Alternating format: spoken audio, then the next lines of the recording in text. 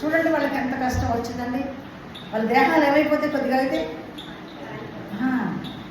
దేనికి ఆ బొమ్మకి నమస్కారం పెట్టకపోతే కాలిపోతా ఉన్న సంగతి చెవులు దగ్గర పడిందా లేదా? వినపడింది. అక్కడ ఉంటున్నారు వాళ్ళు, వాళ్ళ నివాసం అది. కానీ దేవాది దేవుడు నేను నమ్ముకున్నారు. మనం ఈరోజు కొంచెం జాబ్ లేకపోతేనో, లేకపోతే మనకు అనుకున్నవి అవ్వకపోతేనో, లేకపోతే మనకి ఏదో బలహీనత వస్తేనో మనం బాధపడుతున్నాం. కానీ ఈ సిచ్యువేషన్ చూడండి, ఎంత క్లిష్టమైన సిచ్యువేషన్.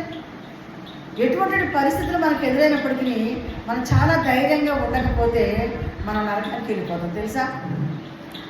నా చేతుల నుండి మిమ్మల్ని విడిపించే దేవుడి ప్రపంచంలో ఎవ్వరు కూడా లేరని రాజాజ్ఞ బయలుదేరిందటండి.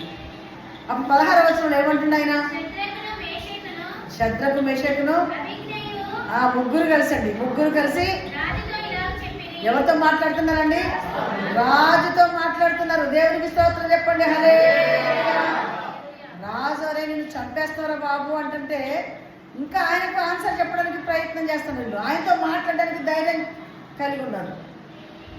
వాళ్ళు ఇక్కడ వాళ్ళు కాదు, అమ్మ లేదు, నాన్న దగ్గర నాన్న లేదు, వాళ్ళ సొంత ఊరు కాదు, సొంత భాష కాదు, సొంత ఆహారం ఏది వాళ్ళదంటూ లేదు. వాళ్ళంటూ ఒకటే మనసులో ఉన్నాడు ఒక గొప్ప దేవుడు. దేవుడికి స్తోత్రం.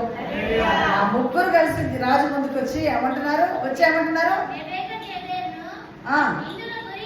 ఇందుని గురించి దేవుడికి స్తోత్రం. హల్లెలూయా. అయ్యా రాజు గారు, నీకు ఆన్సర్ చెప్పే పొజిషన్లో మేము ఎప్పుడు ఉండం.